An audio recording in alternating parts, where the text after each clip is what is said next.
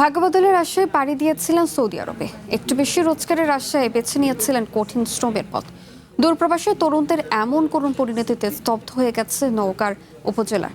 নিহত 12 জনের গ্রামের বাড়ি এখন চলছে স্বজনদের আহাজারিতে। একই সাথে নাটোরের 3 এবং রাজশাহীর এক পরিবারে চলছে শোকের মাতম। সরকারের কাছে শোকের কাতর স্বজনদের দাবি দ্রুত মরদেহ দেশে ফিরিয়ে আনার।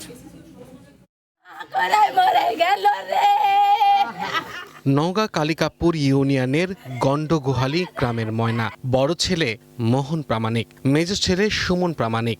7 বছর আগে বড় ছেলে ও মেজ ছেলে 2 বছর আগে একটি নিশ্চিত জীবনের খোঁজে গিয়েছিলেন সৌদি আরবে।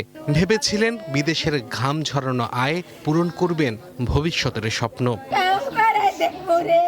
2 ভাইয়ের পরিশ্রমের টাকায় বাড়িতে হচ্ছিল ঘর তৈরির প্রস্তুতি। তবে পিলার ওঠার আগেই যেন থমকে গেল নতুন ঠিকানার ইট পাথরের গাঁথনি। ওরে দয়ার বাবা মোহন রে, দয়ার বাবা তুই 7 বছর নিয়ে আসিস নি রে বাবা। সুমন 2 বছর নিয়ে আসেনি বাবা।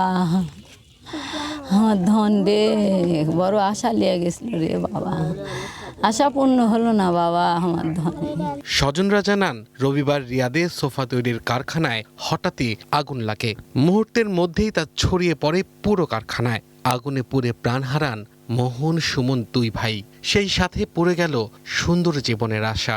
গোটা গ্রাম হুলস্থুলুস পড়ে গেছে আর কি, খুব আহাজারি। যেটা কামাই করে দিবে সেই সন্তানেরাই তো হারা হয়ে গেল, খাবে কি? অগ্নিকাণ্ডে আত্রাই উপজেলার অন্তত 12 প্রবাসীর প্রাণ ঝরেছে। হৃদয় বিতারক এই খবরে শোকের ছায়া নেমে এসেছে নিহতদের স্বজনদের মাঝে।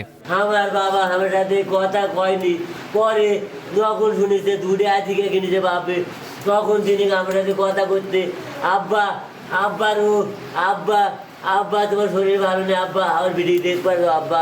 অগ্নিকাণ্ডে নাটোরের নলডাঙ্গা উপজেলারও 3 যুবক মারা গেছেন। নিহতরা সবাই উপজেলার খাজুর ইউনিয়নের বাসিন্দা। উপার্জনের আশায় মরুর দেশে পাড়ি জমানো মানুষগুলোর এমন করুণ পরিণতি মেনে নিতে পারছেন না কেউই। আমার ছেলের লাশ আমি চাই, দেশের মাটির জন্য আমার ছেলের লাশ আসে। আমি মনে করতে পারবো না। আমার স্বামী ওর নাই, আমার 3টা ছেলে, 1 বেটা 2 বেটি। সরকারের কাছে আবেদন আমার ছেলেকে যে দেশের মাটি ফিরিয়ে দেয়। দূতাবাসের পক্ষ থেকে নিহতদের তথ্য জানাতে স্বজনদের সাথে সার্বক্ষণিক যোগাযোগের আশ্বাস দেওয়া হয়েছে, জানিয়েছে প্রশাসন। যদি তাদের প্রয়োজন হয় আমরা সার্বিক সহযোগিতা করব ইনশাআল্লাহ। রবিবার রিয়াদের শিল্প এলাকার ওই সোফা কারখানায় হঠাৎ করেই আগুন লাগে।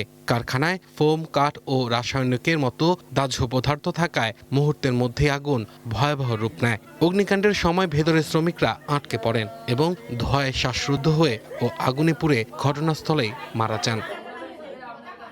Abdul Al Mamun, one national desk.